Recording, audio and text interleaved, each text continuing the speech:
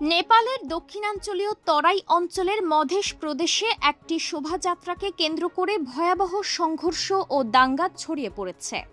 কয়েকদিনের সহিংসতায় এখন পর্যন্ত অন্তত ৩ জন নিহত হয়েছেন। পরিস্থিতি নিয়ন্ত্রণে ৪ জেলায় কারফিউ জারি করেছে দেশটির সরকার। আন্তর্জাতিক সংবাদ মাধ্যমের তথ্য অনুযায়ী গত রবিবার ভারতীয় সীমান্ত সংলগ্ন সুনসারি জেলার দেওয়ানগঞ্জ এলাকায় একটি শোভাযাত্রার সময় উচ্চ শব্দে গান বাজানো এবং ধর্মীয় পতাকা বহনকে কেন্দ্র করে দুই পক্ষের মধ্যে বাকবিতণ্ডা শুরু হয়। অল্প সময়ের মধ্যেই তা সংঘর্ষে রূপ নেয় এবং পরে সহিংসতা ছড়িয়ে পড়ে সুনসারি, সিরাহা, ধনুষা এবং সপ্তরি জেলা জুড়ে।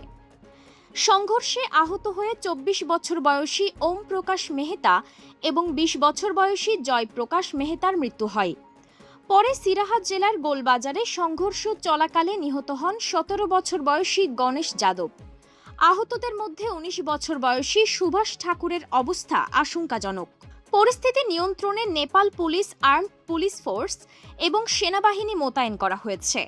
জনকপুরে অনির্দিষ্টকালের কারফিউ জারি করা হয়েছে। গোলবাজারে মহাসড়ক অবরোধের চেষ্টা হলে পুলিশ কাঁদানে গ্যাস এবং ফাঁকা গুলি ছুড়ে পরিস্থিতি নিয়ন্ত্রণে আনেন।